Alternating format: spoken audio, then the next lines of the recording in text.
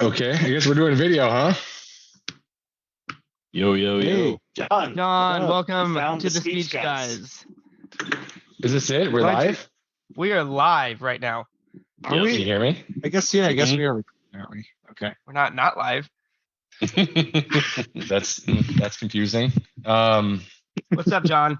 Are you Hey. at an abstract art museum? Yeah, I'm at the Culture. Louvre. I'm in Paris, Where are you actually? in Lake Geneva, Wisconsin. Okay. Is that where you live? Yeah, long story about my dad's probably dying, so I decided to come home for a little bit. Oh. Yeah, no, I mean, I'm exaggerating. Like, he's not doing great, but he's alive. He's good. He lives in Lake Geneva? Yeah. Yeah. But Yeah. yeah, no, I mean, I'm glad I came home because I was like in the Seattle area and decided to come home for a little bit and just like I go to the gym with him and Oh, nice. yeah, so like it's a long story, but anyway, he's as good as he's going to be. I mean, we've kind of reached the point of no return, but just want to be with him as much as I can. So Mm-hmm. so what was the question? How do I know the crew here? Yeah, how do you know, man? And I've never seen you before. I don't know who the hell you are. I've heard your name. Yeah, I feel like I don't know, Ross, Matt, have I ever met Mike? Maybe once, maybe never. Oh, yeah, you've met. I was going to say, I'm Yeah. pretty sure I can find a picture of you two together. Oh. We'll have our. Go Nice ahead, next go ahead, comment, John. I'll Matt's let you tell wedding. the story. Yeah, what story? No, you tell the story about just how you met Ross and I, and Oh yeah. Okay. So there was this thing called physical therapy school. There's one in Bradley University, which is located in Peoria, Illinois. Wow, that sounds like you had fun there. No, so I met these guys. Like, I mean, I lived with you guys the first year, and so it's kind of just odd chance that we all kind of met each other, right? It was kind of sure. I'm just trying to think about the genesis of that. I mean, how did we even come together and live in the same place? I mean, I don't remember know. details. All I can think So- of right now is Super Smash Brothers. Yeah, and I saw your little Skype picture was Ness. I almost puked in my mouth a little bit. Yeah. Your little grubby little Ness fingers grabbing us and throwing us off the edge. And yeah. Just down B, baby. Or actually, no, is it the right button? Is it the R button? I think it's Yeah, the the R button was the grab. That was the grab. Yeah, grab. So yeah, I So- mean that's kind of where this all started was PT school, and I don't know, I kind of just really gravitated towards these gentlemen, and I feel like we had a lot of kind of deep philosophical conversations that About what? About what? Tell us about one of them. What are the details? What are the details of one? about theology, about secularism, about I don't know, the beauty of life, about about finding meaning in a dark and dingy world. I'm trying to like kind of pinpoint maybe a specific conversation, but no, I really enjoyed conversations with Ross about kind of theology and kind of how intellectualism can be compatible with religion, and it's kind of really he challenged me more than I think maybe anyone else about kind of taking a more intellectual approach towards religion, and the same with Matt. I mean, we would have kind of conversations that also devolved into the absurd. I would say I appreciate Matt for a completely different reason, equally as important. But yeah, both were two sides of the same coin, and that's Drinking buddy. yeah, Tomfoolery with him. yeah. Tom. I mean, we could be as serious as you want or silly, and I really appreciate that. Someone who has that quality. Ross may have been short. Ross may have been short, but he was able to lift you high. Yes, metaphorically and probably literally too. Whoa. That's right. Yeah, Mhm. good lows So, of gravity. Yeah, so John, me, and Matt and one other guy lived together our first year of PT school, but then obviously we were together for all 3. There it is. Yep. What a picture. Whoa! Send me that photo. I didn't even know you could do that cool thing, popping up. Hey, let me look at it again. Yeah, I didn't know. Yeah, how do you do that? It's in the chat. It's in the chat. You should be able to look at it. Wow! Look If I at press the this. chat. Who's who? Same photo. Ah, Wa- I kinda wanna see it. Downtown, Kawan Brown was there. Joe Hey, Wilson, Mike Derry. I can't see. Hey, the do I picture. know a Michael from Freeburg? I had a goatee there. no. Do I want to connect with him? That you're talking No, to no, him right now? Freeburg. Okay, no, okay. No, Yeah, do I this still is have Michael to accept? Freeburg. I think maybe that's. Okay. All right, yeah. So PT school, we're in school together for 3 years, lived together for a year. Yeah, and I think to just quick mirror on what John said. I mean, I feel like we had a very fun time together. We had a lot of really good conversations. I enjoyed talking to John. I think another guy in our class as well a lot, because I feel like it was kind of an interesting, like, we didn't always see things the exact same way or think the same way, but I feel like we were still able to have really like meaningful conversations. So anyway, I always appreciated that. So we've been trying to get John on the cast here I've tried him many times, and was finally able to secure his time here. I'm just surprised how Big deal. desperate you guys are at this point. I mean, Whoa, hey, I was like, man, you guys are digging. You guys are scraping the bottom of the barrel at this point. Here, Mr. Abstract Art. I mean, you might as well start asking homeless people at this point. That would actually be an interesting. Yeah, No, I I'm mean, gonna write seriously, that you down. should start doing that. Maybe season 6 will be the featured by All right. hobos. So which episode number is this? 63. 63. 63. Wow, 63. Holy smokes. Yeah. Okay. Yeah. Believe that. You So, can almost retire. Yeah. So How John, many just to give you a podcast episodes do you have, Mr. Mudslinger? Oh, what's I that? feel like you can't hear. I feel like you can't hear me very well. Gosh, man, my audio is that bad or what? No, it's not. It's not terrible. I just you gotta turn off those inputs, baby. Yeah, You need a preamp. they're up. They're up. So I did share with John, just to give him a little bit of heads up, the speech tonight. So Yeah, I did listen to it.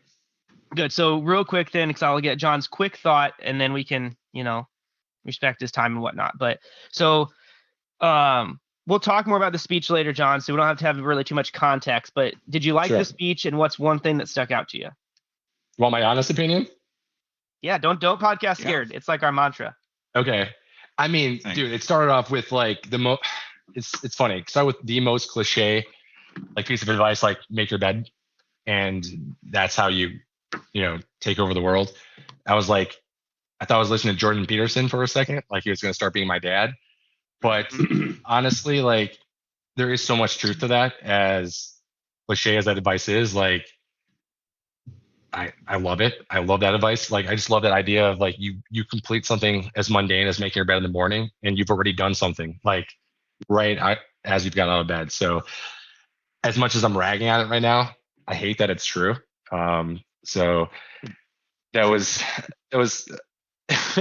and well, the funny thing is we had this guy. He was a Navy SEAL, right? Mm-hmm. And so he's giving this commencement speech, and then like at the end, it's like you're going to go out into the world and like accomplish these great things. I was like, just so funny that some of them are like English majors that can be baristas, and a Navy SEAL is giving this advice. So I'm like, you better make that latte. But it was a really good speech. It just everything in there. It's just so true. Like never give up. And I think like suffering is the point. Was a lot of it. That's like one of my favorite sayings. I don't know like what your guys' thoughts on that is, but I felt like that was. We're anti-suffering, John. We believe in comfort. Even in The this more world. comfortable you are, the better. That's right. We should live in nothing but comfort 24/7 and convenience. We should never have to struggle or have any pain at all ever. Yeah, you're preaching to the choir. John, have you ever heard a great speech at the start of something, just in your own life? Like, for example, the comment, like start of a new journey, new chapter, new job, new whatever, something of that manner. Yeah, smaller things. Start of a basketball game. Start of kindergarten. I would Start say of marriage. so. I played football in high school, and I had a really good varsity head coach. And dude, yeah, he got me jacked up, man. Every time he spoke, you felt like running through a wall and just committing like egregious like violations against mankind. So I would say that he definitely. Steroids, John. I can't remember if it was the speeches or the steroids that were like really got me going. But, Make you only drink from his water bottles. yeah, and it was an odd like yellow color. It was really weird. Yeah, he always gave it to me like behind the bleachers, but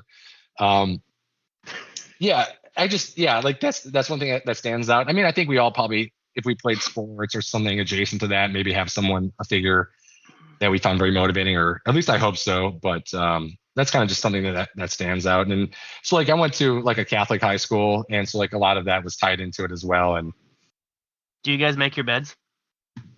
yes. Well, Claire, I mean, Claire we'll usually discuss does. that later, right?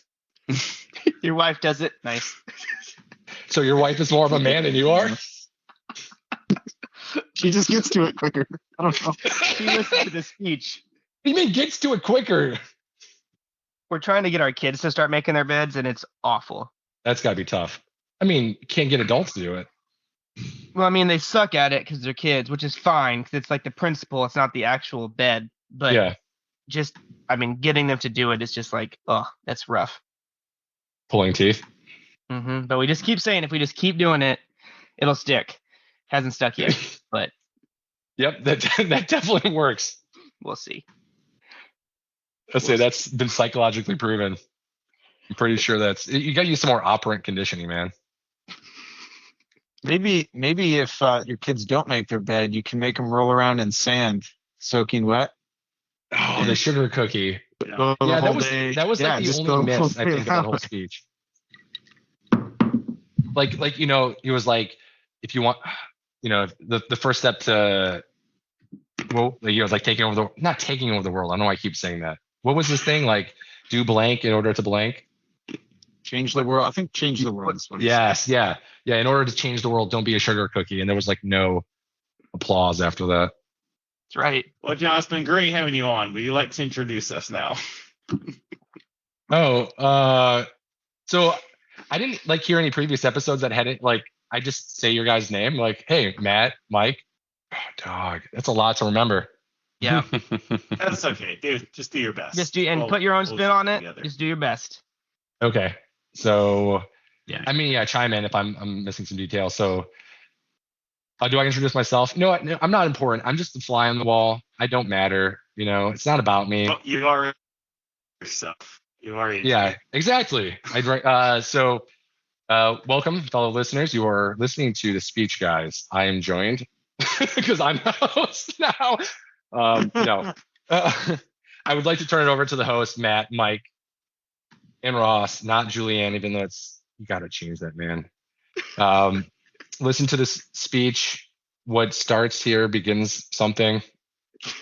Just keep going. It's from the top.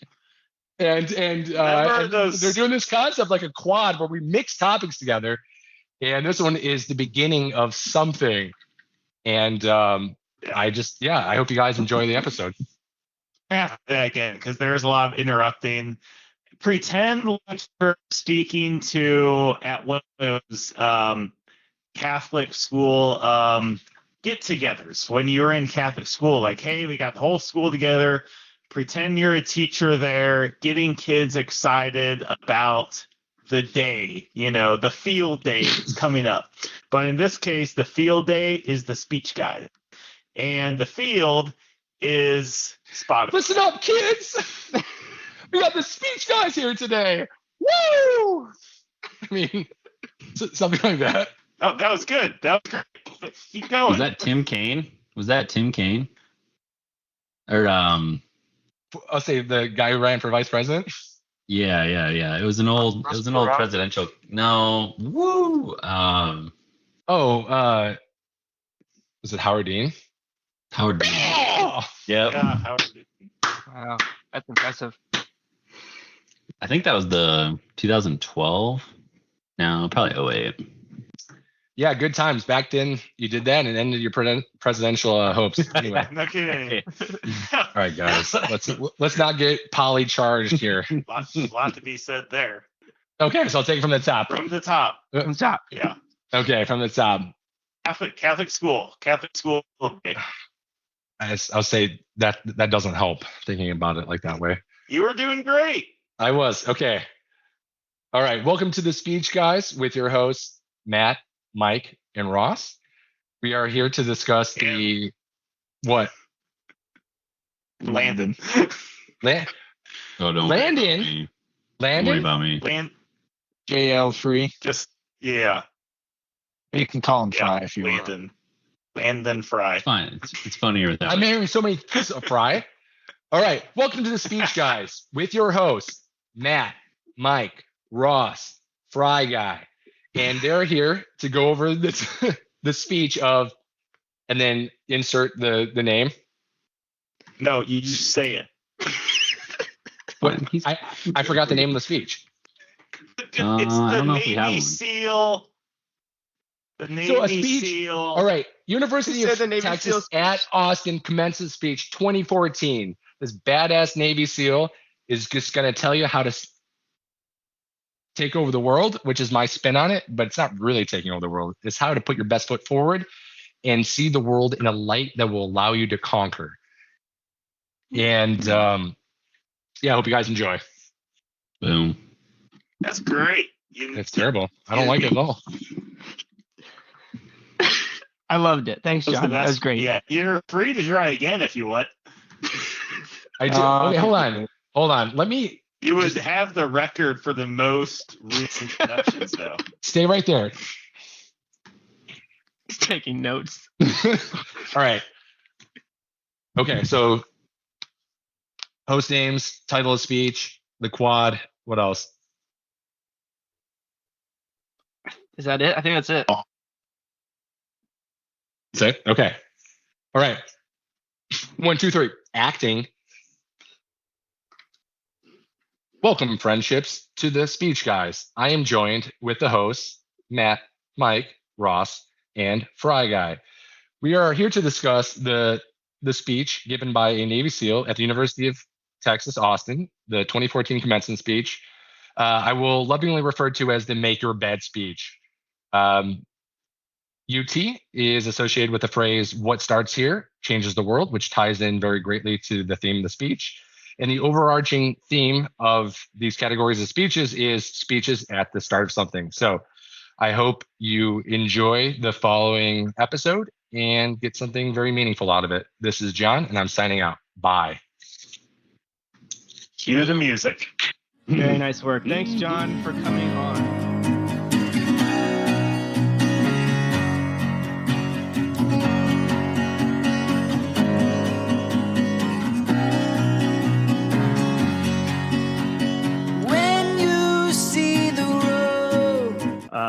Michael Schaefer, Ross Johnson, Matt Schultz, and Landon Fry are all here. Free.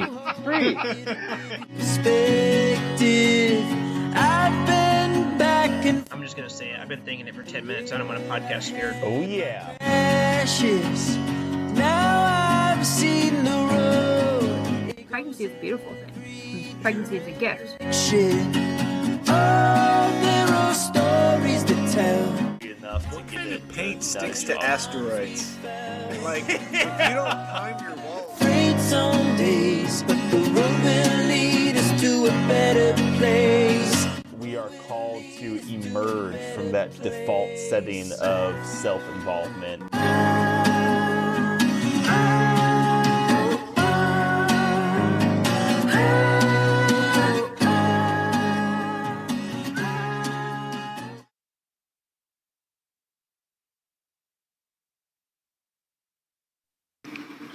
Every morning in SEAL training, my instructors, who at the time were all Vietnam veterans, would show up in my barracks room, and the first thing they'd do was inspect my bed.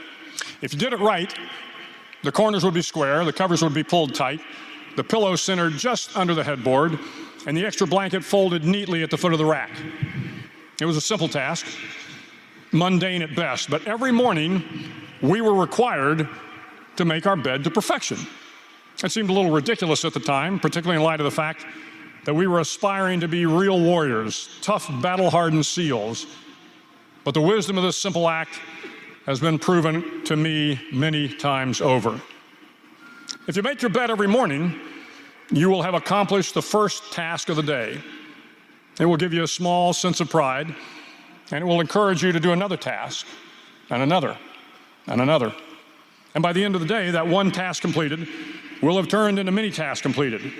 Making your bed will also reinforce the fact that the little things in life matter.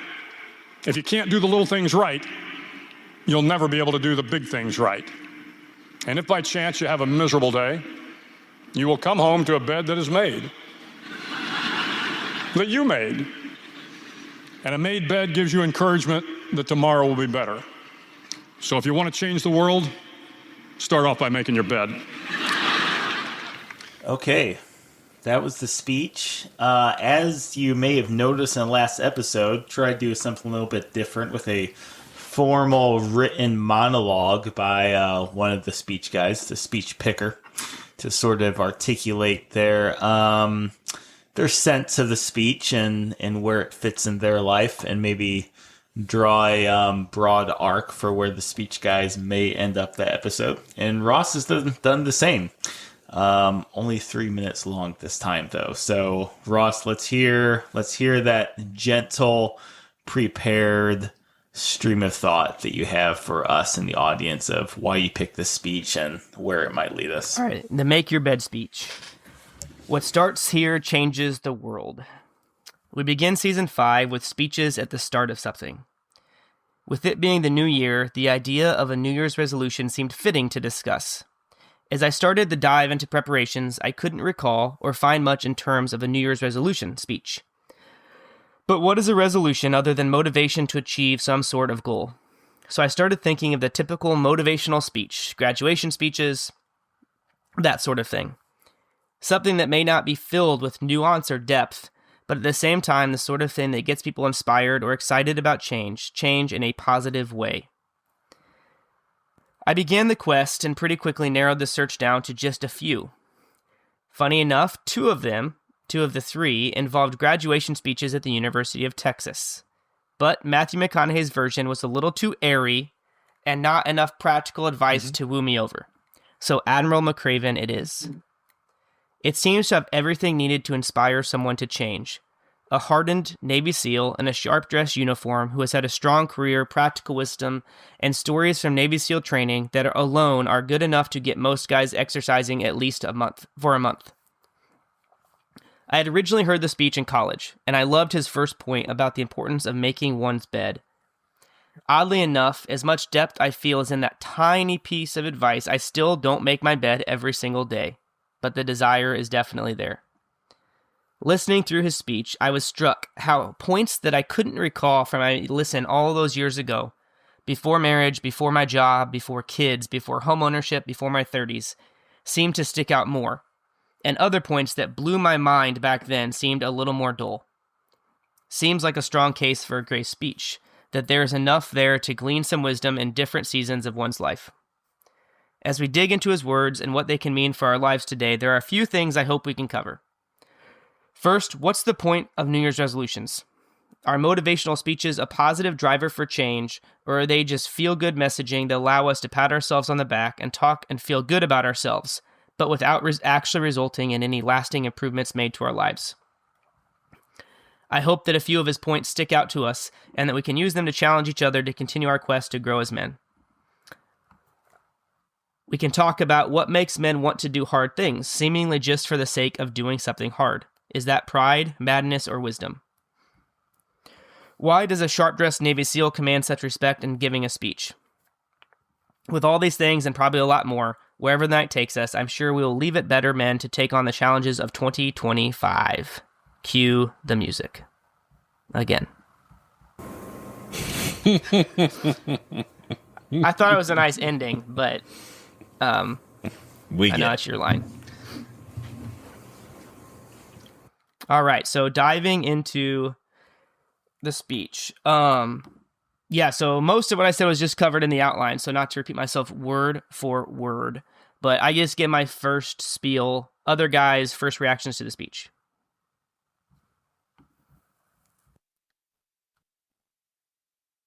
So I not only did I hear the speech probably around the same time you did, Ross, in college. We would have been in PT school at the time this speech came out. But I think it was 2 years ago. My in-laws gave me like a written copy of the speech in in book form. It was kind of like a little, I don't know, just like a smaller book, whatever. But yeah, and I remember reading it again whenever that was. That was probably 2 Christmases ago. But anyhow, so yeah, I was very familiar with the speech, but I have to say, like, it was totally different. The things that resonated with me as well. Yeah, there are a couple things in particular that, as a college kid, maybe, things that maybe come natural to you, risk taking feels like, oh yeah, we take, whatever. But yeah, like certain things like that hit me very differently now, and I think in a good way. But yeah, that was kind of my first response. Yeah, I don't think I've got too much to say as far as first reaction. I do remember the speech when it happened. It obviously got me thinking of what my bed making rituals looked like growing up and what they look like now. I'll just go ahead and say fairly briefly, answer those questions. Our mom definitely told us to make our beds. But she was no Patty Johnson. Like, I've seen the bed making dynamics in the Johnson living space, and it is admirable for sure. It's a rare level, rare form. I probably am most consistent with making it now. But even now, I basically just square the sheets after I get out of bed in the morning. Just make sure. Is that before or after you have your Doritos for breakfast? I do remember. Animal. I do remember Ross and Patty mocking me actually once after I had made my bed. It was Can you share that story? There's not much to it, except I think it was just living at Landon's place there, and some Saturday morning, and I don't remember how it, the question even entered the space, but I remember Patty was in our bedroom there that we had. Wait, how was it 2 beds in one room? How did that work out? Mm-hmm. It was 2 beds for sure. Oh man, that's so freaking awesome. That's so fun. Yeah, and so there must have just been some comparison between our 2 beds, and I said something like, I made my bed, and Ross and Patty both just like snickered. It's the best word for it. They snickered and made eyes at each other. Yeah. I mean, and I think that my philosophy on it has remained relatively the same. Like, yeah, it's important. But yeah, I'm not gonna die on any hills over it. So yeah, I've seen the thumbnail of this speech like many times, many years. I've never clicked on it to listen to it. I feel like I've heard it as the make your bed graduation speech, and it's like I get it. It didn't compel me enough to listen to. It's an older speech than I thought. Ahead of this conversation, I did pull up my 12 rules for life to see if Peterson had written about it in that book. I thought it maybe was one of the rules. It is not one of the rules. He might have talked about it in one of the chapters, but I feel like it's more of a Jordan Peterson branded ethos. I think if you pulled someone off the street and and 100 people, Kind of- and like, who is yeah, Jordan taking Peterson? the Oh, torch. that's the guy who tells you to make your bed. So it's like our Navy SEAL here versus Jordan on maybe who originated the idea, and the jury's out. I'm not sure. I know he talked about it a lot. It was Patty. It was Right. Patty. So I think it's perhaps a discussion point of who did it first and who has had the bigger impact, and why is it a point of fascination among us moldable men. Definitely made my bed every single day of childhood. Had to do it. Did it. Probably a point in my 20s, and we can dive into this psychologically, where I would look at it, and it's not that I didn't make it, but I actively chose to skip that part of the day. It's like, no, I'm not choosing to, like, it's, I didn't forget about it, but I'm like, no, not today. Today I make it.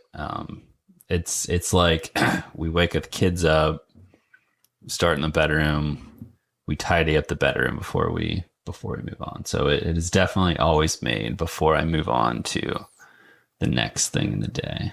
Jump straight from that. Like, I do feel like there is something to, I mean, I don't know. I feel like this is the flow into the make your bed. And we'll start here because that's his first point. But just especially now being married and kids and all of that, like, it's easy for the day to get kind of chaotic with, getting the kids up for school. For sure. I got to go to work, just the to and from, if there's an activity in the evening, food. I mean, there's just a lot going on in a household, and it can feel very chaotic and out of control. And I mean, in some ways that's maybe I don't know. You could maybe spin that on like, that's life and that's good and all that. But I feel like something that we have struggled with, or kind of grapple with is maybe a better word. It's like how to better order our home. It's like to keep everyone, and not like focused in a Navy SEAL, hyper driven way, but just like, what are we doing today? What's the point of today? Like, why are we up? What are we supposed to be? What's going on? And it does seem like just getting yourself in the right mindset from the get-go really does help like the rest of the day flow well. So, at least in my current season of life, married with young children, I 100% would buy into this idea that if you can get like you said, Landon, like start in the bedrooms, if you can just like wake up, get the beds made, it does seem to just flow out and make the rest of the day go a lot better. Yeah. Part of it, we have this is just pure color, but we, my wife works a couple days a week, so we'll have a nanny come to the house, and our daughter's bed is in our bedroom. And so it's just like, I want the house to be like in such an order that is, I don't know, respectful for the nanny, or like everything's in place. And that even comes down to like, we'll do all of our laundry, we'll throw it on the bedroom floor, and we get to it when we get to it. But like if someone is coming like the next day, I never will let like, I don't want them ever walking into like a pile of laundry. It's like, I'll stay up and make sure that, the kids and the workload I'm handing off to them is like, and everything is in its place, and I'm not handing off something that is like unkept, or that I somehow expect them to pick up on. And I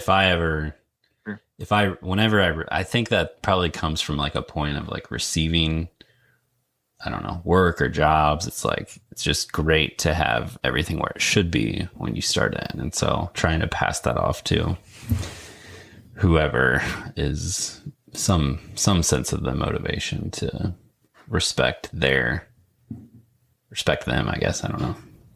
Yeah, bed making, gosh, growing up, I know my parents appreciated it when we did that, but it was not, and they may have enforced it at certain eras, but it certainly was not like a routine for us. And honestly, I don't think it was until, I don't know, maybe the speech that I don't know, maybe PT school slightly before, I could see myself maybe trying to just order my life a little better. But I mean, shortly after this speech, I was in the seminary, and that was something where at that point, it was definitely a routine, in part because, like, I don't know, most guys left their doors open at the seminary. I was in the habit of usually leaving my door open, or if it was, it would be open for decent chunks of the day if I was just in my room at least. So it's like, yep, my bed's on full display there, so a little bit of personal pride, but also, and actually in seminary, I remember having like I had just a handful of just like stretches and exercises and things I would do in the morning as well. Just kind of like a 3 minute, kind of spiel just to kind of wake myself up essentially. Ross, this will allude to later parts of our discussion, but did you make your bed in the 30 twin bed neighbor house dorm room?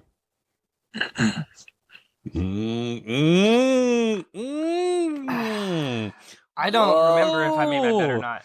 We found a period he didn't. The old neighbor house. Oh my gosh. Yeah, I don't think I was as good as it growing up as maybe as you guys are picturing either. I think just Patty was good at it. I don't know if Ian necessarily was, but yeah. I'm pretty sure I also I don't know if I literally actively chose not to do it, which maybe that's worth a point to discuss in itself. But I think I was probably the typical college kid that just didn't, simply because, I didn't do it. But if I had to go back and do college again, I would make my bed. It's your biggest regret in life. Youth is wasted on the young. Am I right? Honestly, though, I don't even know if it's making the bed. I think it's just doing something in the morning. You know what I mean? I think you just need to do something. And I know that, like, Claire and I have talked about this in varying degrees, but just if it seems to be, especially if I get up early in the morning, everything kind of falls into place.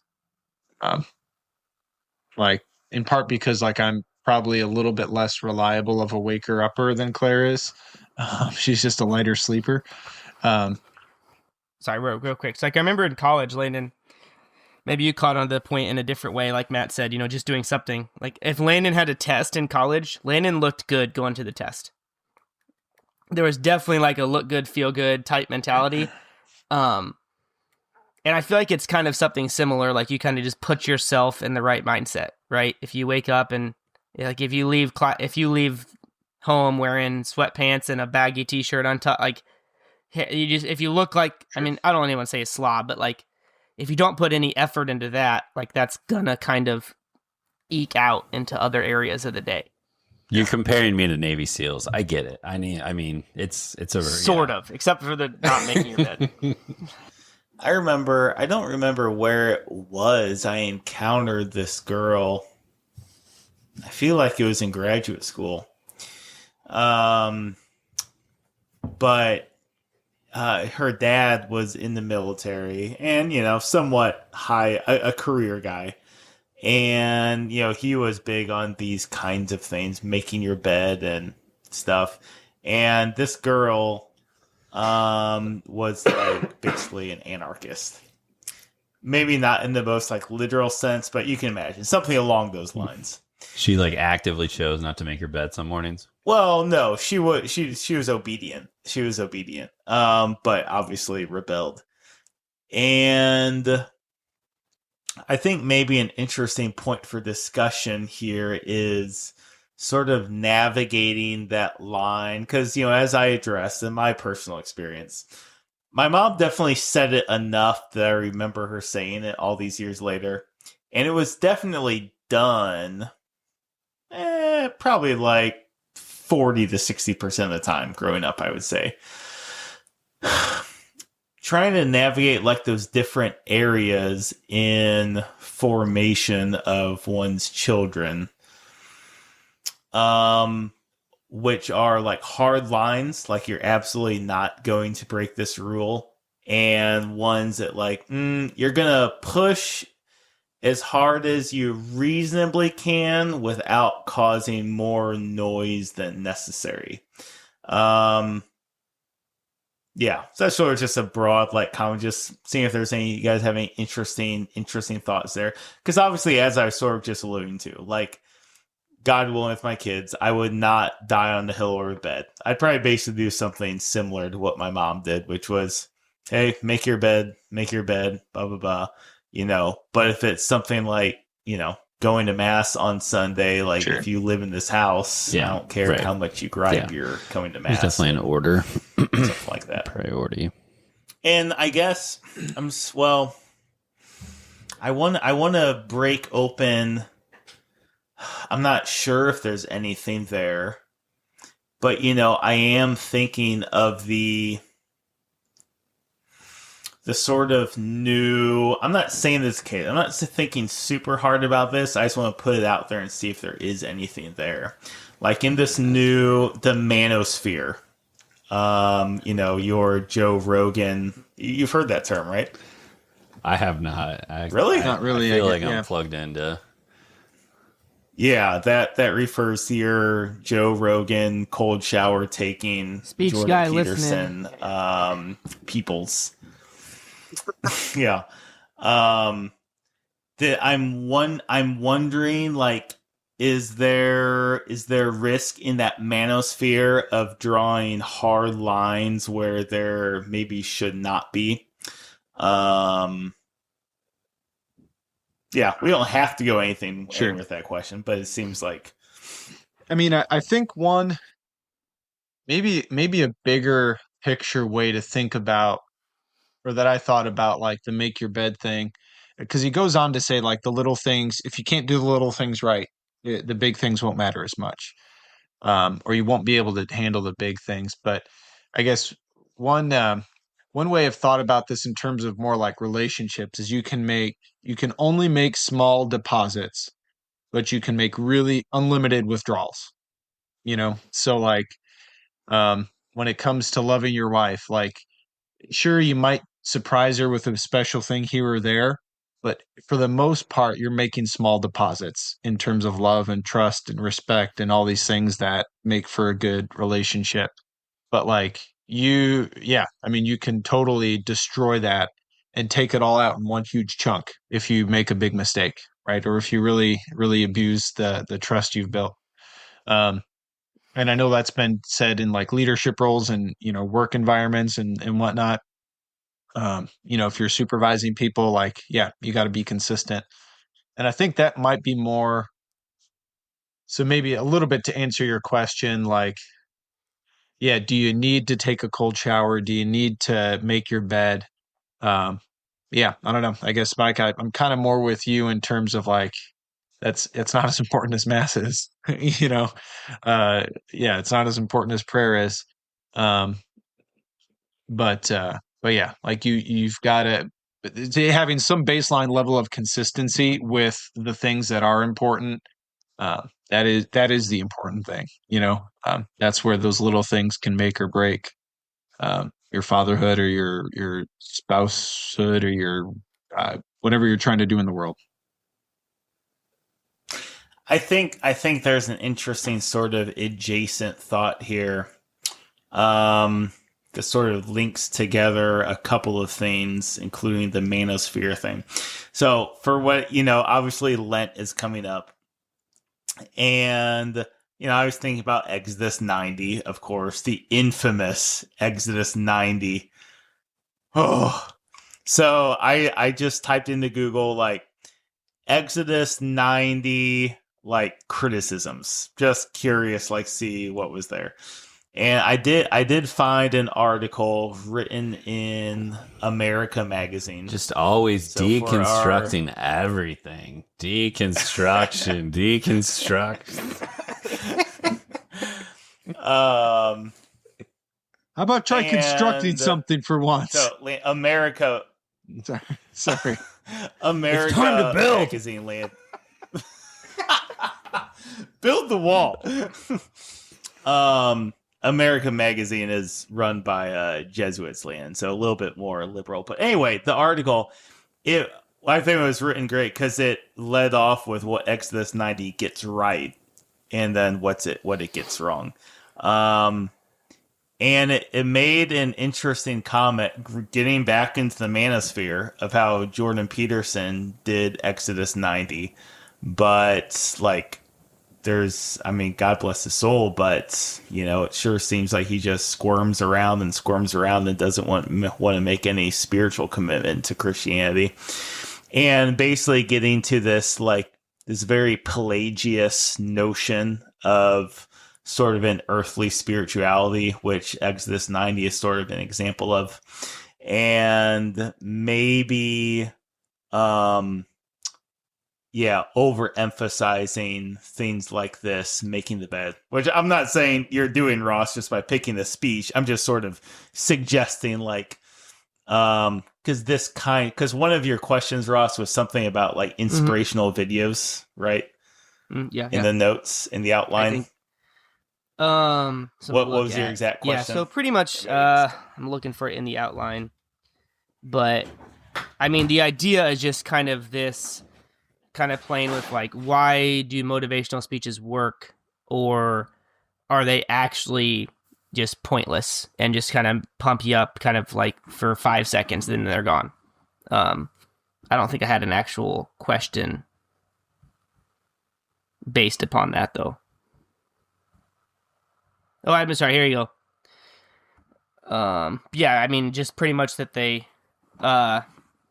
seem to make us excited, inspired, but does it actually last? It's like the parable of the seed on rocky soil. Without roots, it all gets scorched by the sun. Yeah, if I can sort of crawl my way out of this thought trail, it's like, yeah, your inspirational videos, you're turning that sort of earnest manhood, discipline, teeth grinding sort of thing into a thing. I think the liturgical element helps draw you out of that insistence at controlling things. Sure. Right. And I think that's sort of the way maybe to help delineate these lines in our habits and our sort of approaches to formation of ourselves and our kids, of what are those hard and fast lines, and what are those lines that sort of adapt to whatever empathy needs to be there per child.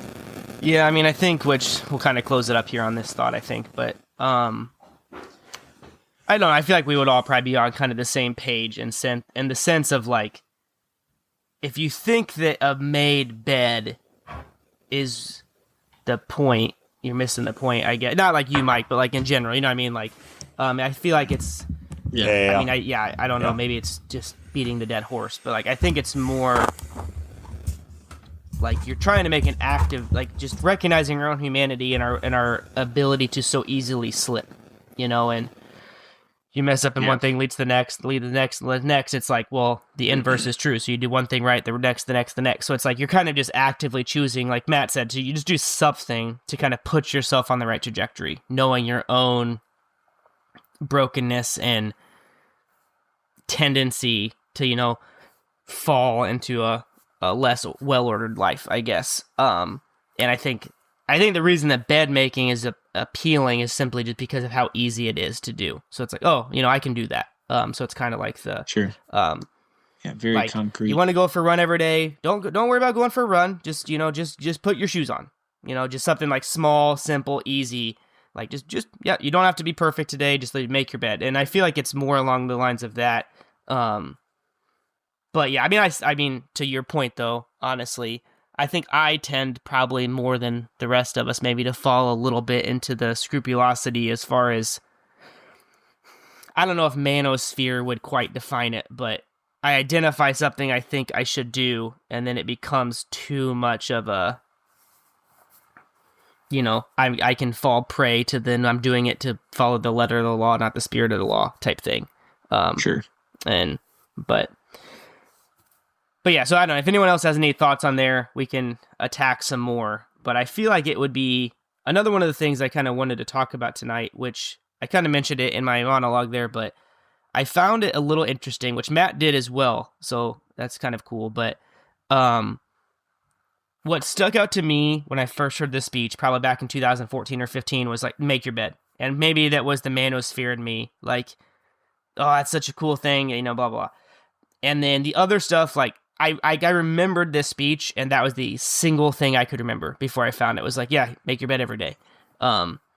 But I feel like the second listen, and maybe this is maybe a good sign, hopefully, that I matured a little bit. That was a little bit like, well, yeah, like I kind of did, you know, duh. Like I kind of do that a little bit.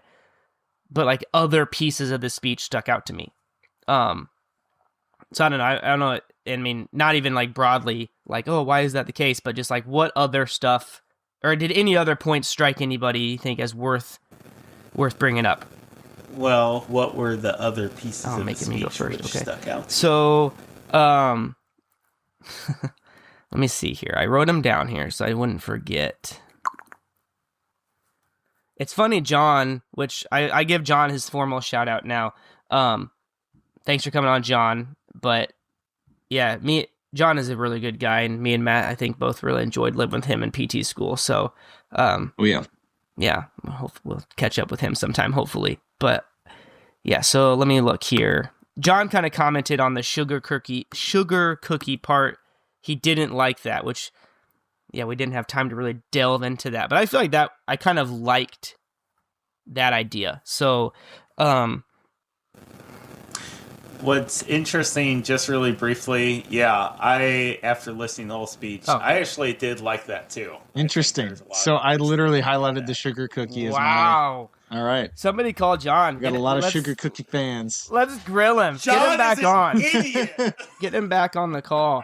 But no, so I feel like this is what I wrote. Listening to it now, the part was the part about the bed making was kind of like, well, duh. And I was more affected by the circus point and him telling the students how they are going to fail.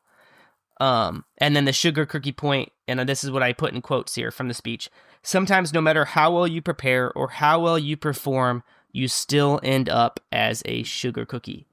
And I don't want to be too dramatic. I don't want to, I don't have these huge burdens in my life or these things that are going terribly, whatnot, but just kind of the idea that I think maybe the younger version of myself, when I listened to this and it was all about the making your bed, I had a little bit of pride in if you do things the right way and you work hard, American dream, blah, blah, like it's going to work out. You're going to succeed. It's going to be great. And then I just, just life has a way of teaching you lessons, but just the idea that you can do everything perfectly, prepare great, and right, yeah, you still end up as a sugar cookie. So just this, I think the idea that do our listeners have the context of the full sugar cookie? Probably not, actually. That's good. Yeah. Yeah, I'll just do a brief sugar cookie explanation. Basically, there was a routine inspection they would do of their uniforms, and if there was the slightest thing off with their uniform, so their buckle wasn't polished or something wasn't tucked in properly, they had to get out of their uniform, go into the ocean, get soaking wet, roll around in the sand so they're covered in sand head to toe, and then basically do their whatever they were going to do that day, just very uncomfortable, right? Wet and sandy. And they called it a sugar cookie for obvious reasons. Just you'd look like one at the end of all that. But the thing is that it seemed like no matter how well you did your uniform, there were still times where they just found something wrong, even if it was the tiniest thing that you couldn't possibly even look to take care of, right? So they're kind of very intentional about finding something wrong, even if there wasn't. Which, yeah, that was kind of his lesson. But I just love the subtle psychology, just because it's almost like the instructors were trying to just see how they responded, right?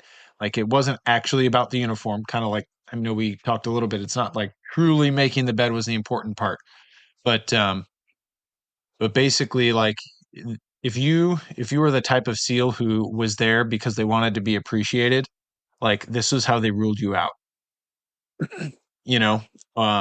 And I think this applies to family and marriage. Like if you go into a lifelong commitment because you really want to feel appreciated, because you know that's what you're that's what you're there for. Like, you're kind of doing it for the wrong reasons. Like, that's not really like a loving way to end a relationship, to be like, all right, let's spend our time to like, let's spend our life together. You will appreciate me.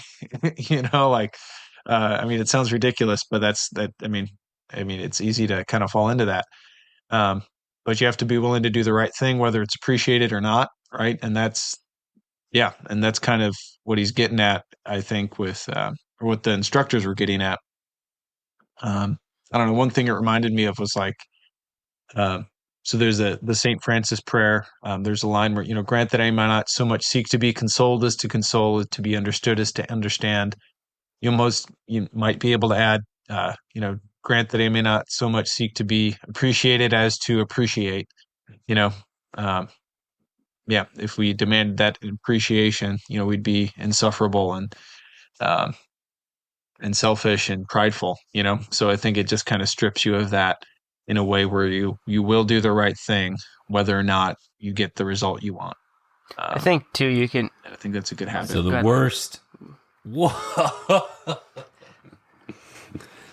So the worst aspect of the sugar cookie example is like Cain getting his uniform 99% of the way there. Sure. Mm-hmm.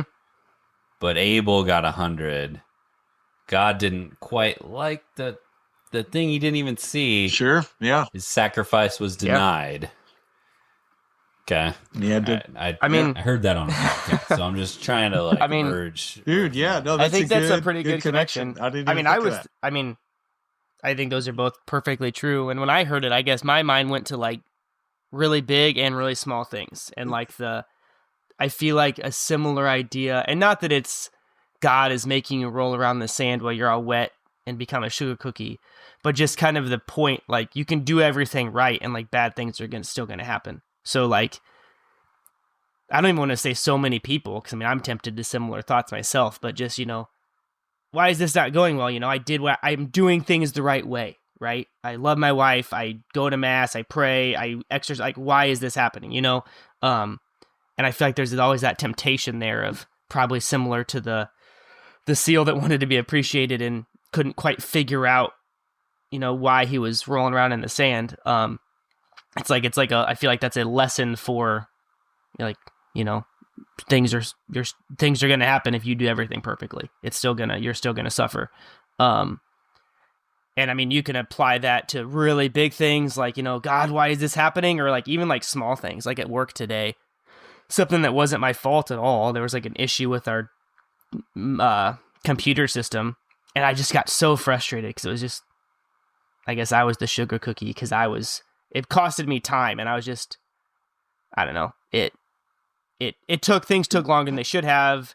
Somebody said something to me, and I kind of like was, not that I was gruff, but I definitely didn't respond like super friendly.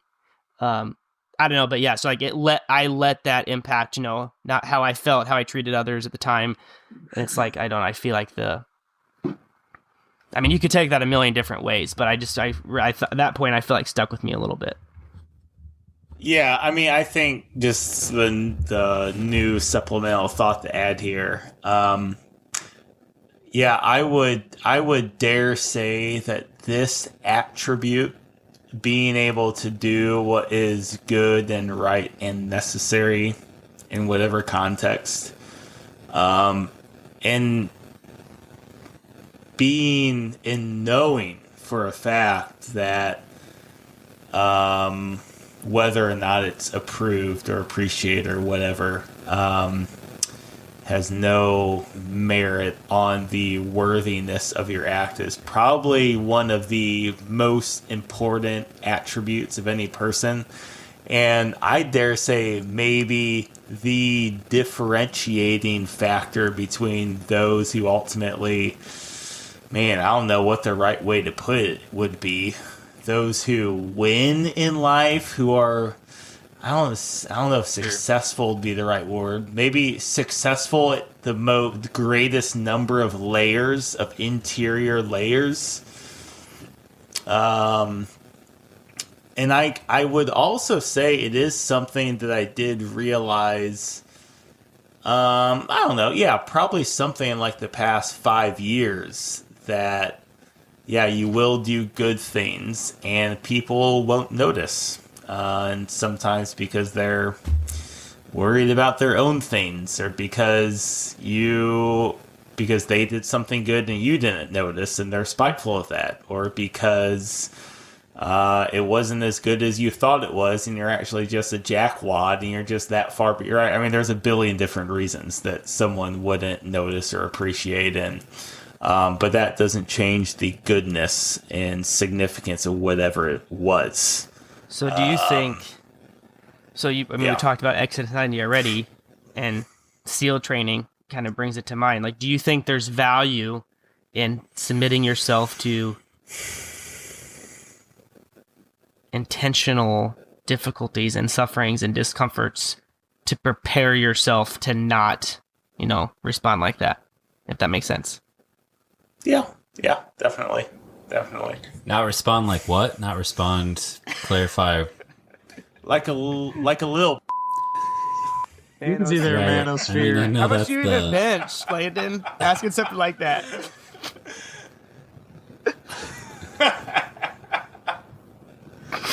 I don't bench a lot. I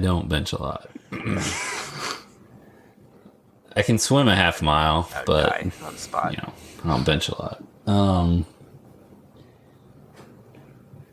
I've got so much muscle I just sink in So the I'll water. just share to the listeners really quick. On our last camping trip rendezvous, Matt, we were trying to talk about who would win in various races. And it really came down to the 200. That's where the debate raged. In my mind, it's like, well, I would win that thing. And in Mike's mind, at 170 yards, I would just die. Asthma attack, cardiac arrest, just down. The 200. Was it 200? No, I feel like it was the 400. You're like, I would actually die. Wait. So, do I win any races? I don't know if I would win any races. The 200's no. Interesting. The gym I go to has a indoor lap that's 200 meters. It's 8 laps to a mile. Check my math. I think that's 200 meters. Does someone towel you off when you get out of the pool? You put your face out. They That's in the spa. It's a different part of the building. They have an old fashioned for you.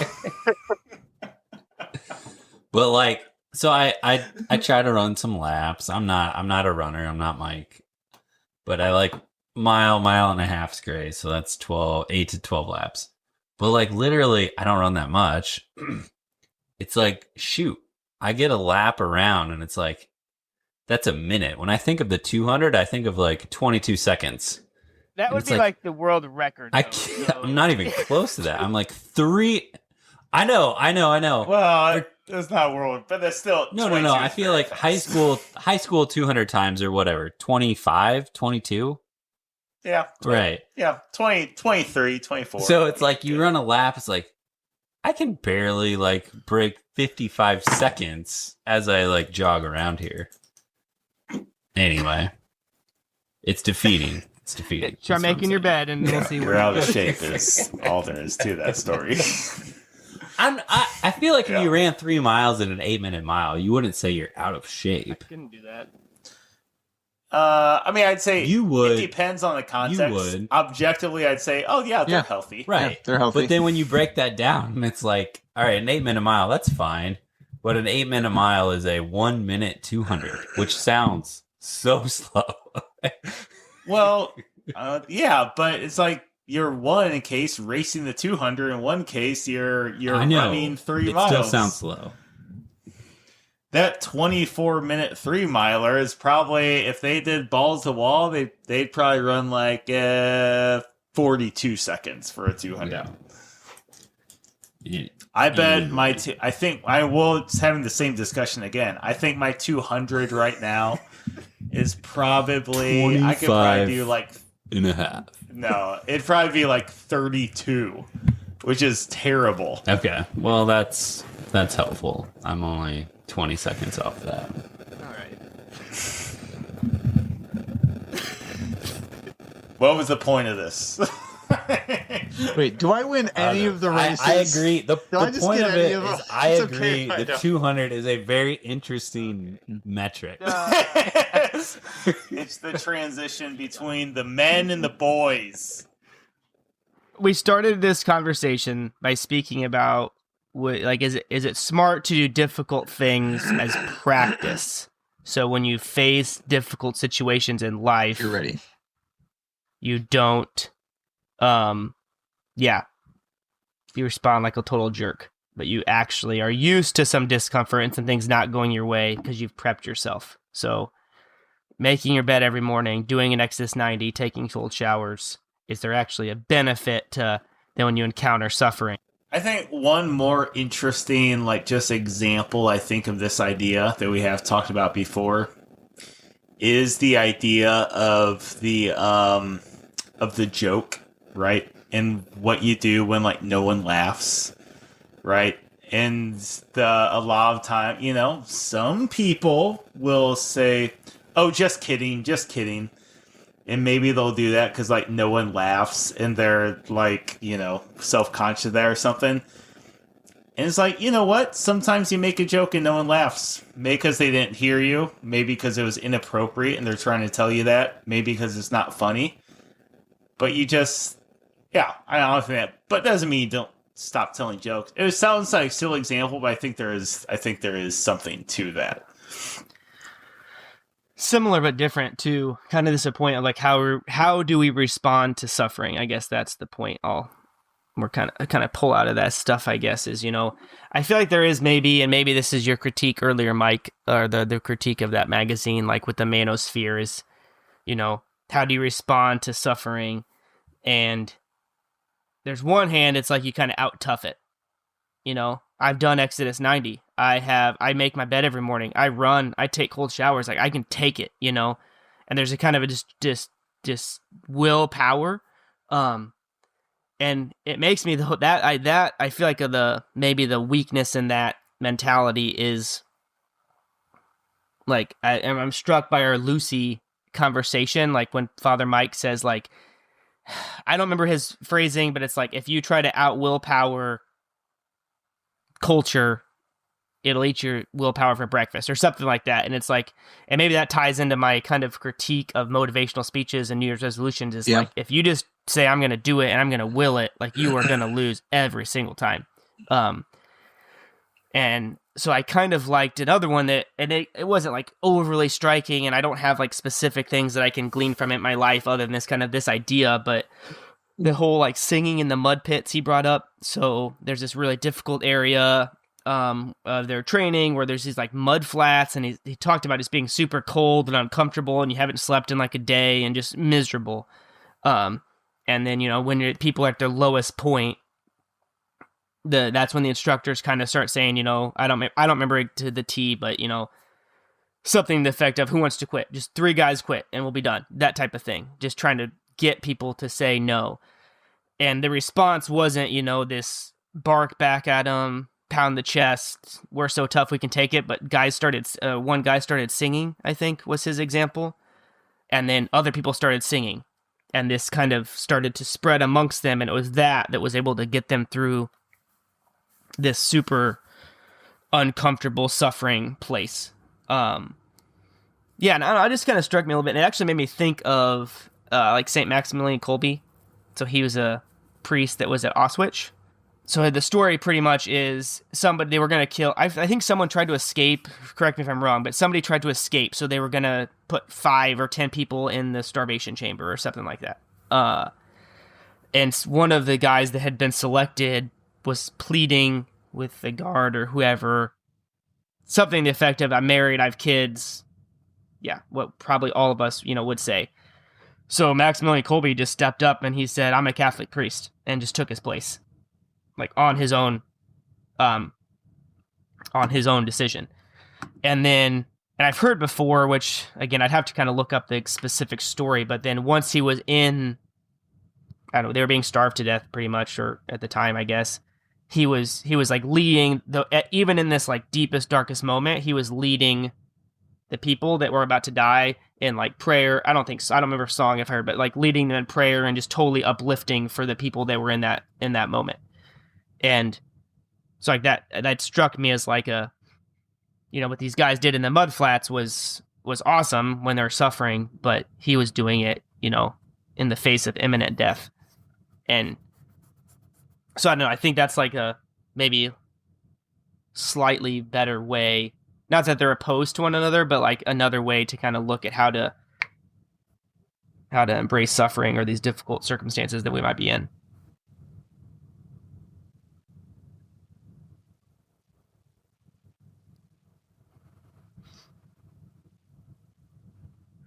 But I bet he made his bed every day too. So maybe that's why he was able to do that.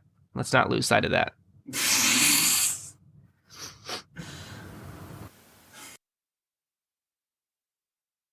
You mentioned the eat your willpower for breakfast thing. I guess one aspect of Exodus 90 that I've heard a few people mention, just kind of like thinking about it and preparing for it this time around, was like, you don't do it because you're strong.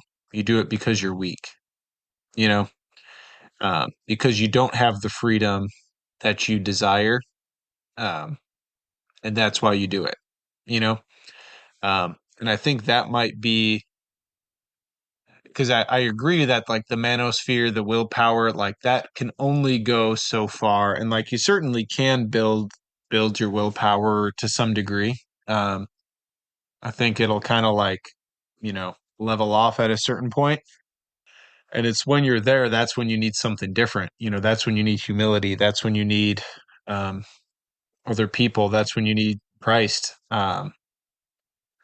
to get you to like the Maximilian Kolbe singing in Auschwitz level, because like, yeah, like we are limited. We are, we can't be everything. So yeah, like, do you need to expose yourself to that stuff? I think for sure. But I think more importantly, you need to expose yourself to hard things, knowing that it's not because you're strong that you need hard things. It's because you're weak, and just keeping that at the forefront. Just keeps you from like the superficial manosphere zone, and keeps you into a more solid spiritual zone. Which I think the end result actually is more what you might call toughness, more of what like more heroism in terms of, I don't know, just thinking about like, the elderly couple and, and the, wife is taking care of her sick husband or vice versa, and they just have this sort of like next level, love and attentiveness and concern, that just inspires everyone in the family. Like those types of situations, it may be a more ordinary example than like, Auschwitz or mud flats. Like that's the sort of thing where it's like I'm sure like they had to groom their willpower, and maybe willpower was kind of an underlying substrate that was worked on at some point, but yeah, I think there is something supernatural to that does require humility, and that humility just makes the space for a divine power to kind of work through you. I think it's kind of a sign of just like maturation when you kind of move from that, like the manosphere, to that, like what you're talking about. And I think it's like it's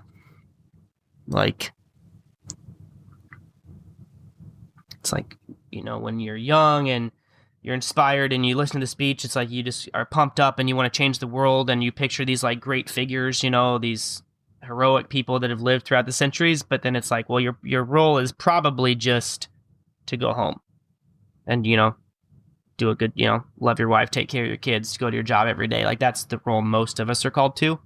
And I feel like it takes that like maturation to see how that actually matters. Or why that's actually probably the more masculine, heroic way to do things. But yeah. Well, I don't know. Like, I think you can to hold up, let's play our Jordan Peterson archetype game a little bit. Like, I think you could look at figures though, comparative figures, I don't know. I'm trying to think of the archetype of the manosphere. And I think I don't know. I've never heard the word manosphere before tonight, so I hope I'm not misusing it. But I'm picturing an Alexander the Great. You're like a fish that's in water. Like, oh, what's water? I don't know. So in my version of what I'm thinking about, I'm picturing Alexander the Great or somebody is right, he lived thousands of years ago. We still talk about him. He's a warrior, he's a soldier, he's a leader, all of that type of stuff. But then the opposite would be like a Saint Joseph. The dude didn't say anything. There's right. Sure. Don't know very much about his life. He was in most pictures, he's drawn as some weak old man, and yet at the same time, of all people in the history of the human race, that's who God chose to take care of Jesus. So it's I feel like it's the transition from one to the other that is kind of interesting. But all right, well, we're starting to ramble a little bit. So unless I had one other point I kind of wanted to talk through or just kind of bring up about the speech, and I don't know, maybe we've touched on some of these. Oh, sorry, go ahead, Matt. Is this not? I wasn't. Is this a final bell? Unless you guys are hurting. Okay, I wasn't sure. What? This is 13th round. I don't know. Maybe the word credibility isn't the best word for it, but and John kind of commented on it a little bit in his introduction. But right, this guy's a Navy SEAL. Just the way. I don't know, this dude's life, maybe you could say it's more than his uniform and the fact he's a Navy SEAL, but for most people, just seeing the guy up there in the military uniform and hearing he's a Navy SEAL, that was enough, right? If he says, make your bed, it's okay, this guy's serious, And just, I don't know, just playing with a little bit of the idea of because of the way he's lived his life, at least in this way, being a Navy SEAL, that lends credibility to what we're about to hear him say. So we're taking it more seriously, but then one, if we should do that or not, but also just kind of the inverse of that. And then the negative impact we can have, right? So if we in our families and in our inner circles, if we have credibility, how much then more negative impact that can have on those around us, if that makes sense.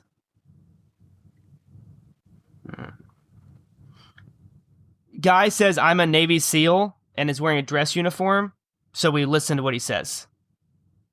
If he wasn't, we probably wouldn't listen to. If he was Matthew McConaughey in a button down that's unbuttoned to his belly button, and he's talking in twang, he can say the exact same stuff, and it's just not gonna. It wouldn't hit me as hard necessarily. So then, play the inverse of game of that. So it's thinking of ourselves, not that I want to gain credibility, but because if you have credibility, people are going to listen to what you say. So in my own life, my kids in particular, but those around me directly, just if the small things that I might do wrong are going to have just as much impact as the things I do well. So if I look at my phone all the time, that's going to hurt them. Even though it's, just like making your bed doesn't matter. Yeah, looking at your phone doesn't matter, but yeah, okay, maybe that's a better. So yeah, I don't know if you guys have given much thought to that, in particular to the realm of children, because that's who we have the most, impact on. Yeah, for sure. Yeah, our small group at church is reading a book called Parenting Towards the Kingdom. And a couple chapters in, and just the three main points that relate to that are whatever you say and verbalize and try to teach your children is the least effective thing. They're just gonna watch you and follow your actions, which I think is obvious, but they expounded on a couple of examples that made it really clear that just what you do, how you do it is far more impactful than whatever you would try to like expository tell them. And I think that's obvious, but then when you start looking at examples and breaking it down, yeah, like I think even like reading, it's like you can't I have a lot of books on a Kindle or Apple Books. Sometimes the Bible app is easier than picking up a physical Bible. But I've particularly noticed when I'm reading a book and my kids are playing in the living room, like they play independently really well. They look over and like, Dad's reading a book. I'll do my own thing. But if I were to read the exact same book on a phone, there's zero amount of generosity on their part. Like, Dad is distracted. He's on his phone. We're going to go bug him and play with him. Like, that is not a worthy thing he can be doing right now.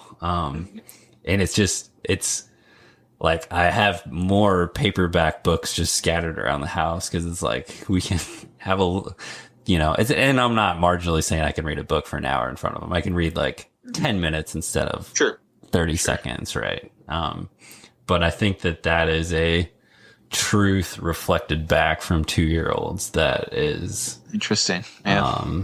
An interesting, more of an action than any words or teachings. So Abe's 3, and he's able to listen at times, right? It's just but he's also getting a little more, he just has a stronger will and whatever. He's been misbehaving more. It's more defiant, maybe. It just is an interesting thing how when we could do the same disciplinary action, right? Be it like putting him in his crib or, taking away something or whatever. And we could do that with or without like that's it, Abe. Love it. Like where you get like where you're kind of feisty and that you have the kind of physiologic and vocal accoutrements, to the discipline. But it's like truly there's no difference. You know what I mean? Like it's very, very seldom. Maybe every now and then, like raising your voice gets their attention more. Like Abe definitely like repeats kind of not only what we say, but how we say it. So like as much as you just everything in you wants to just like let it fly and be like, listen, you're in trouble, blah blah blah. You need and like just like the tone of voice and stuff. Like, that much does reflect. It's going to reflect at you. And I've also thought about like with my own actions, like expectations then that people set for other people. So my example is, and I'm probably overthinking this, but kind of the idea that, like, so my daughter's only 6. So, I mean, we're quite a ways from her, like being married or whatnot, but like the type of guy that she might marry. And I'm already nervous that she's going to marry just some punk jerk that I don't like. So it's like in my mind, it's like my thought experiment is like, oh gosh, like if she's married someday and like we go over and her husband's like sleeping in, looking like a slob, doesn't make his bed, and then just sits on the couch and looks at his phone, it's like, gosh, that would make me want to throw up. I just want to punch him in the face. But then it's like, okay, like I need to remember this feeling like on Saturday morning, like literally in 48 hours, in 36 hours. I'm like right now, because that how I act now will impact like how Catherine thinks a man should act, if that makes sense. So I don't know that I feel like that example. I mean, you could pick your example like that. Maybe the best way to word my question because that might be more clear. Like what I was kind of getting at, but I like that. Yeah. Like the whole be the man you want your daughter to marry type thing. And I don't know if I'll leave this in, but it's like Catherine, I highly doubt would marry the extreme version of your worst fear there, or the most pure version of your worst fear there.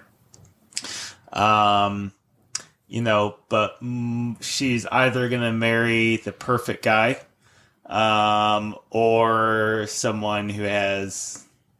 There's no or, Mike. Just stop. Or someone has, a few significant faux pas. Yeah.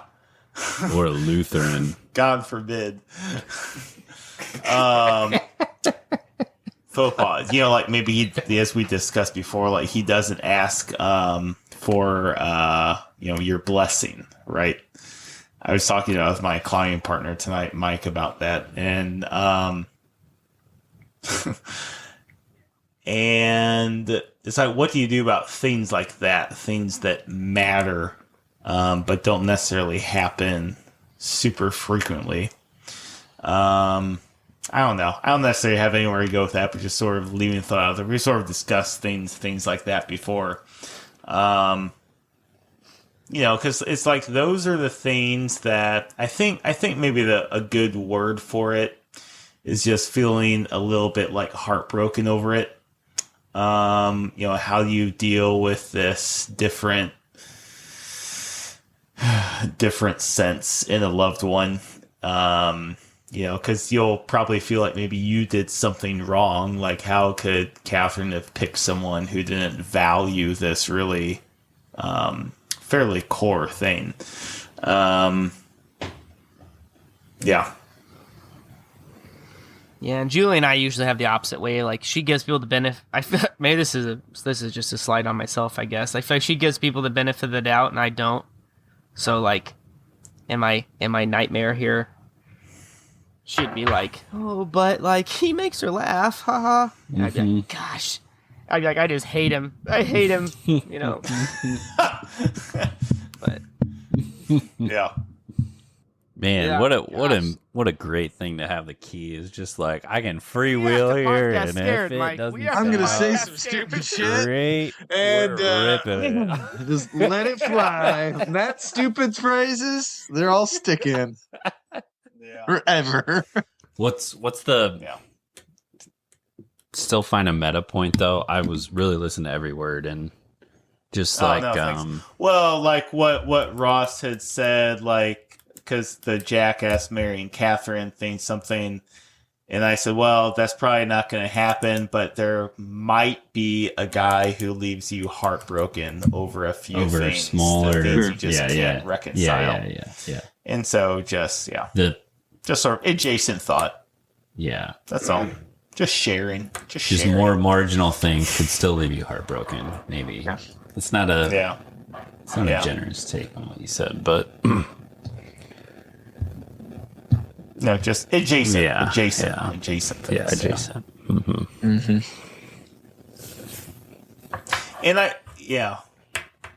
And I guess maybe to tie into just other things we were talking about on our podcast, it's like, that can really leave you discouraged and unmotivated to invest in relationships as much as you might want to in some imaginary universe, but you do what's good and right regardless.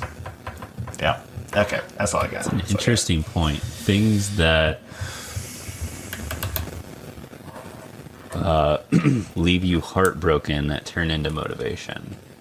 That turn into leaving you unmotivated. I don't. You have to climb over. I don't know a good speech to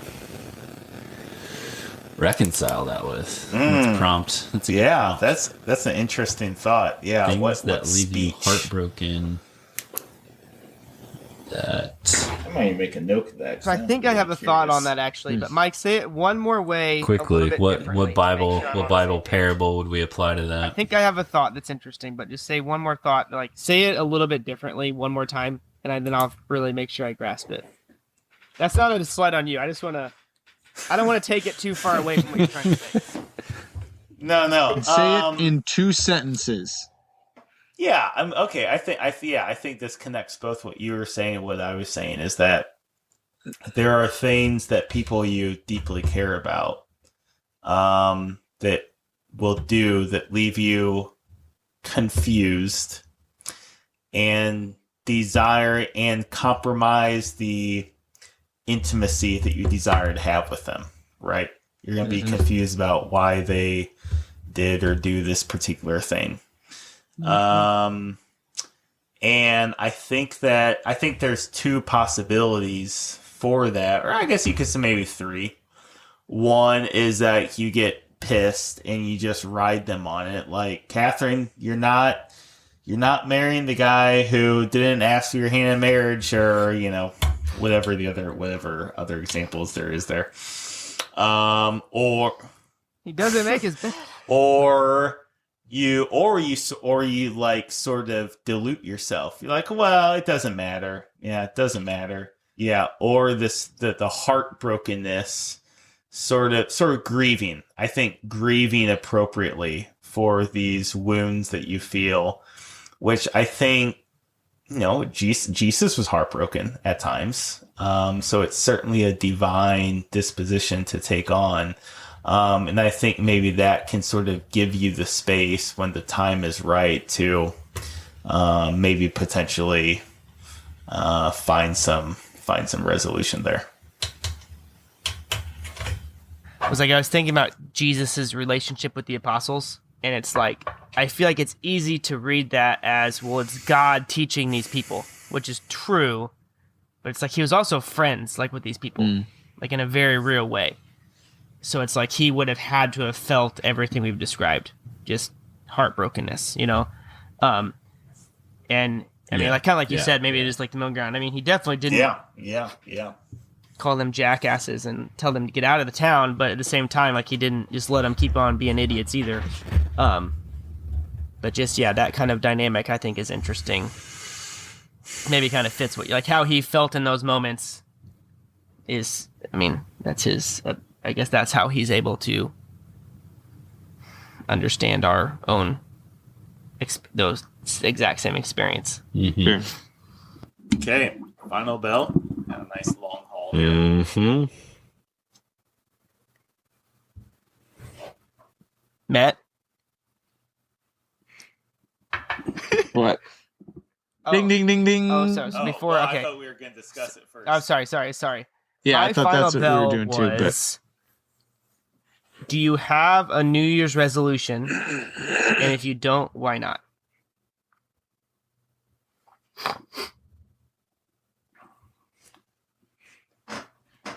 I think it's, let's do it. Yeah. All right, I'm ready. Take it however you want. Sure. Yeah. Final bell. Sure. Ding, ding, ding, ding. All your strength, all your power, all your love. One more round. There's no stopping us now. This is our round. Don't stop it now. We start, we don't stop. All your strength, all your power, all your love, everything you've got. This is your whole life here. Do it now. Now.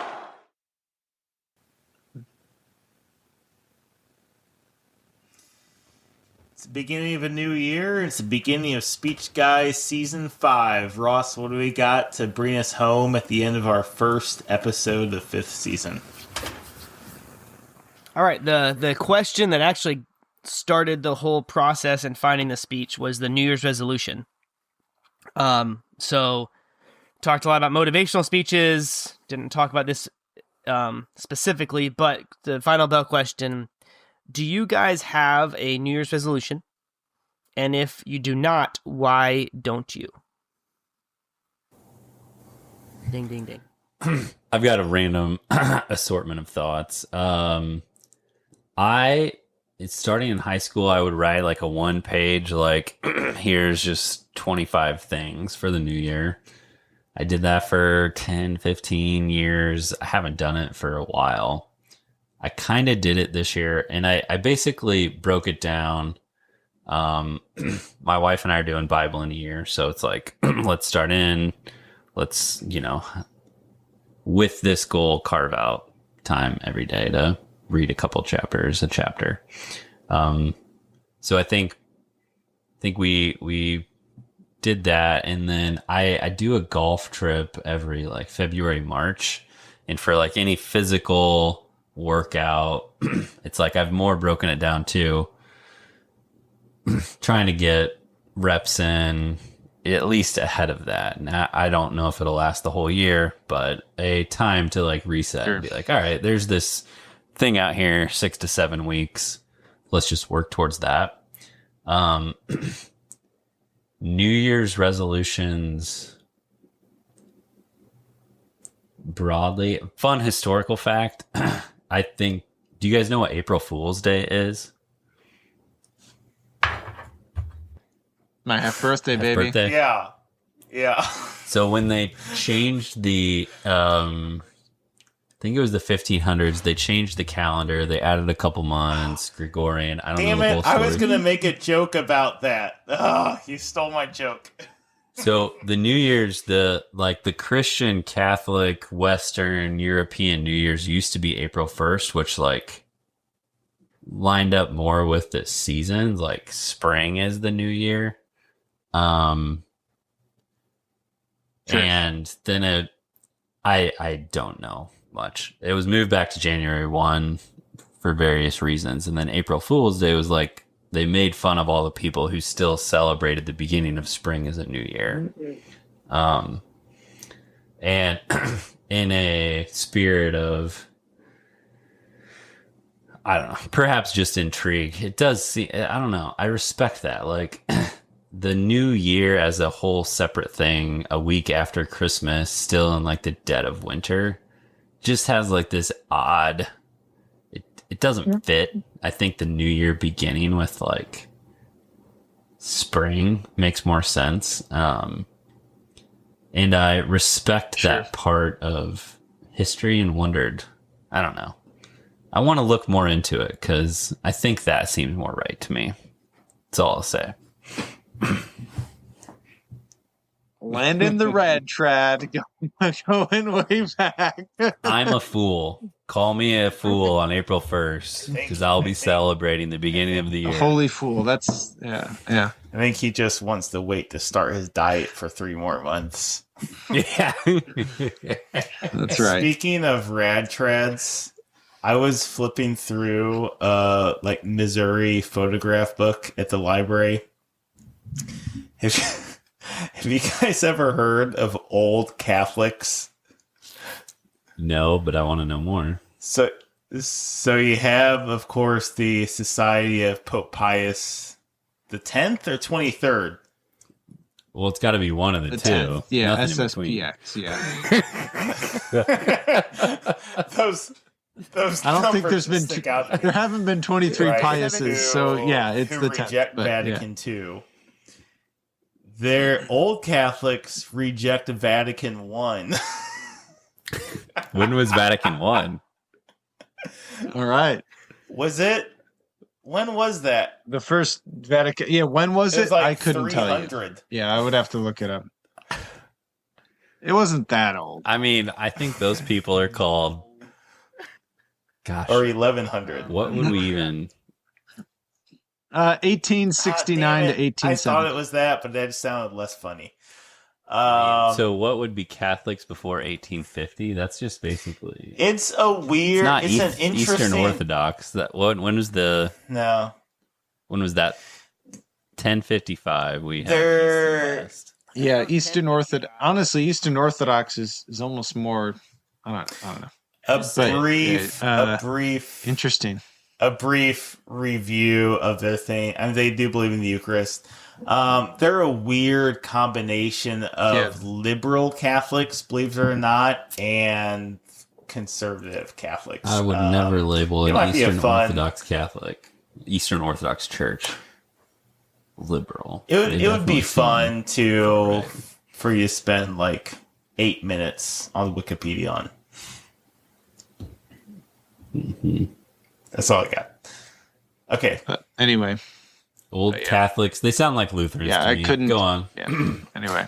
Yeah, there was some association there. But go ahead. All right. New Year's resolution.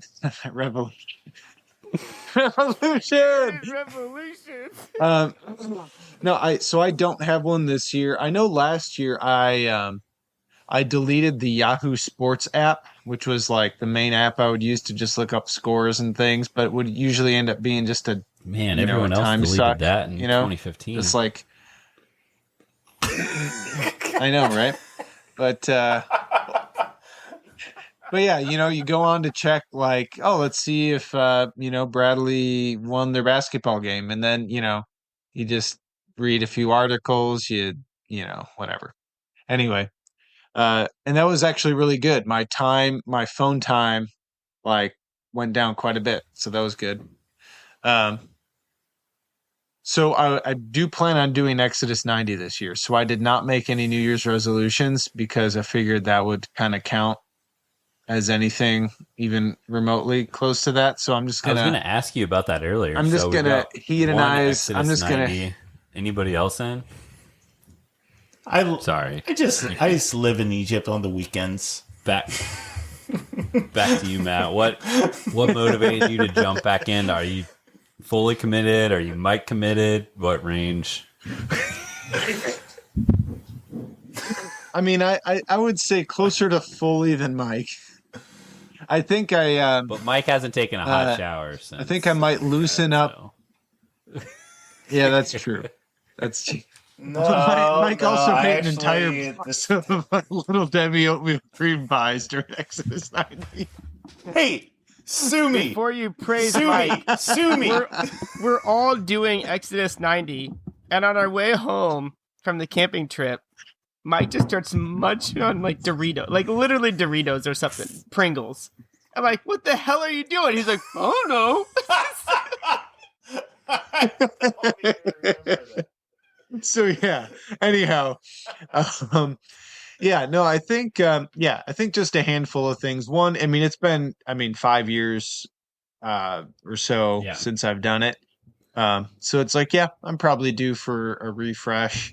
I think especially, and I think there is some prudence to just different phases in life, not pushing yourself like that, you know.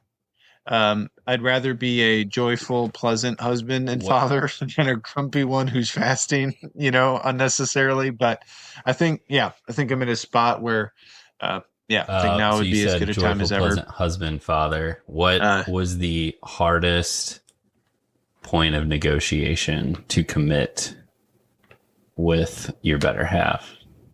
Honestly, Claire was pretty much all on board. Yeah. So she's like, get in that cold shower. Basically. No, I mean, I think, I like I said, I think, I don't know if I'll be, Dan Tanner's not in this group, so I don't think, I don't think we're going to be crying. Isn't there like a no TV though? Like, is there like no movie? If you even smelled something wrong, he knew. He knew. So I mean, Claire and I don't watch a ton of TV anyway, and we've both been like more in like a reading. I don't know. It's reading just seems like a nicer winter activity, you know. Nice. So that one won't be a huge deal. Although I think we might, just because like Claire and I legit like bond over the NCAA tournament. We might make some minor exceptions for things like that. Yeah, and there's games on Sunday, so it's we'll loosen that discipline there. That's I mean, as long as Illinois is going, but so I think that Claire and I will I think prudently allow ourselves to do different, you know, certain things here or there, but so I mean, I think there will be some changes, and certainly I mean, Zoe's due toward the end of Exodus 90, so I think, I mean, it could just go in already. Once that, you know. Okay. Yeah, Zoe. Yeah, Zoe Sophia. Nice. Yeah. But anyway, so yeah, I mean, Exodus 90 could drastically change after that, just by, I mean, life changes and things. I don't know, but we'll kind of play it by ear a little bit toward the end once Zoe comes, and that's a big change, and there is a certain level of prudence there. But I think it's time. I think I need, I don't know. There's just been a handful of things just kind of like distantly on my brain as to like, all right, like what's my next move in life? And maybe there is no move. Maybe it's just kind of living, you know, kind of where I'm at and living, leaning into that more. But, But yeah, I feel like Exodus 90 would be a good way to kind of freedom's kind of the big theme there. So kind of build that freedom to do whatever is next for the Schultz family. I don't think I've ever had a New Year's resolution. I mostly don't. Yeah. I wouldn't say I'm like opposed to them. Like, I don't think they're bad. But I think my hesitation to doing one is like, it just seems kind of arbitrary. Yeah. Like, December 31st, I can do whatever I want. But January 1st, like, it just seems like a kind of an arbitrary thing. So it's like, I think I heard someone say, if you really wanted to change, you probably would have changed by now. I don't know, or something. Probably someone in the manosphere again. If you're waiting on the turn of the calendar, like if you're turning, like if that's your barometer, like, oh, when the day changes, I'll change. Like, you're probably not going to change.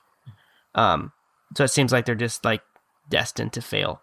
And if something's important enough to you to change, it's kind of like, why wait? So that's my, like, I guess why I would think. Though on the flip side, I do find myself, like, I would say semi-regularly, like, trying to implement changes. Like, oh, I'm not going to look at my phone as much, I'm going to set a phone limit for the, whatever, this week or whatnot. Sure. Or start a new exercise routine. I don't know. So, like, the idea of a resolution, I'm not opposed to. I just have never been a huge partaker of the New Year's resolution. So I do not have one. That's why I don't. I did start a new morning routine, though, which I'm pretty excited about, along the lines of the make your bed every day. I did it after the first day. I started it real hard this week. Christmas season ended. We just had the Feast of the Baptism of the Lord / Speech Guy's Epiphany Party. So my new morning routine, I feel like it often will, my resolutions will have to follow like a period of kind of celebration. So like we just had the Christmas season. So it's like, okay, now it's time. It's like, let's do some business here. Let's work on something. So right now my morning routine, because I've been having trouble fitting in a good workout just with the life season I'm in, I guess. I run 1 mile every morning. So that's my outdoors. Which again, no, I'm not in the manosphere. I'm a humble. Do you have a treadmill? Oh yeah. Oh, okay, gotcha. Run 1 mile. I'm 100% since Christmas ended. Yeah. What's your 200 time? Probably 21 seconds. How many Mets are you doing per run, Ross? 98. 98. Wait, what? Minutes. 98. Oh, Met minutes. Oh, okay. Got it. I would say it's a 10-minute mile, so to make me sound less manly. It's perfect. It's not like hard, so there's no like opposition to it. Like I don't dread it whatsoever so far. It's like, it's good. It's not difficult. It's more of it's kind of like making your bed. It's not like a hard thing. And you do that 7 days a week? Something. So we'll see. That's great. Okay. I'm going to take Sundays off. Okay. It's the Lord's Day, Matt. I mean, it's happened. We're only on tomorrow's day 5, so I wouldn't applaud me too soon. That means you're getting 9.8 Met hours per week, so you're good. Mike, what are your resolutions?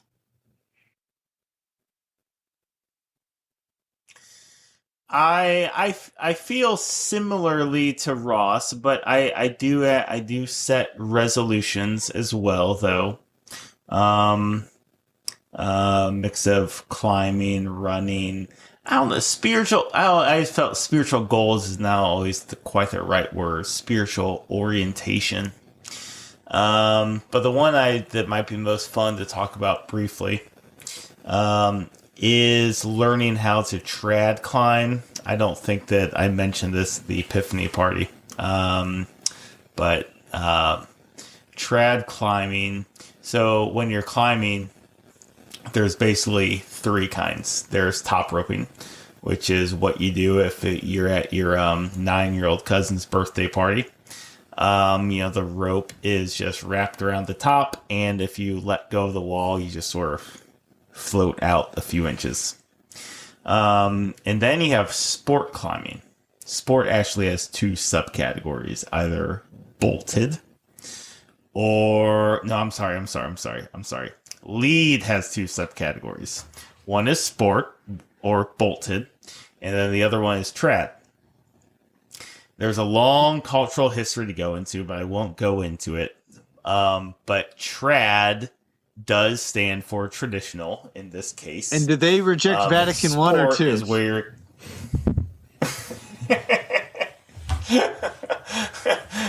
they would probably, most of them reject both. They're Mormon. Got it.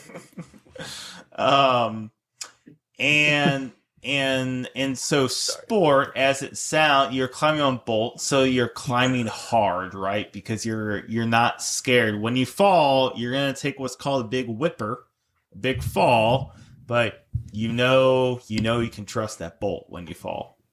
With trad, you can only climb up rock faces that have a crack in them. Because as you're climbing, you don't necessarily have to use the crack. You can if you want, depending upon its nature. But as you're climbing up, you're placing pieces of gear that have expandable, collapsible properties. And there's different size gear. So you're selecting the gear that you feel is the best fit. And you place in that crack. There is a little carabiner attached to the end. Grab an example.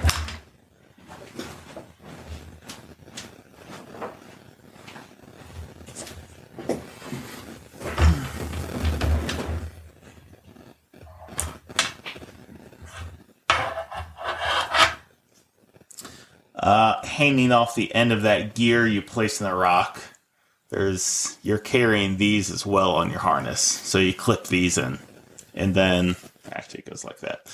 And then you clip your rope into that. So it's scary because if you don't place the gear in that crack correctly, if you do fall, you rip that gear out of the wall crack. And then if you didn't place the one below that correctly, you're going to rip that one out of the wall.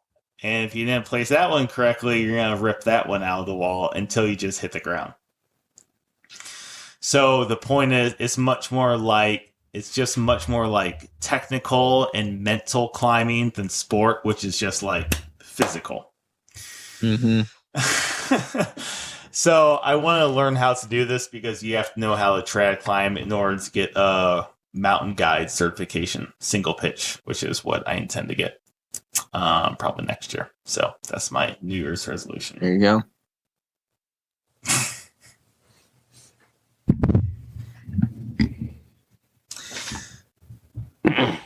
Well, I'm up next, huh? I don't know. Speeches that started something. But we'll come up with something. Right? So, Any? Yeah. Yep. No inkling. That was my question. Any inklings? Don't have an inkling. You said no Don't have inkling. an idea. We're just on the same wavelength. No dinklings, no inklings. Yeah. Yep. But until then, make your bed, and thanks for drinking. And thinking. With us. With us. Hey, be safe out there, will ya? Cue the music. Dead ends come and go. Look toward the horizon. Up ahead you'll find a peace of mind, relief from the trying. I have burned a bridge, wrecked in a ditch, had to ask forgiveness. Dead ends come and go. Look toward the horizon. Oh, there are stories to tell. The times we grew and the times we fell. Oh, I've been afraid some days, but the road will lead us to a better place. Road will lead us to a better place.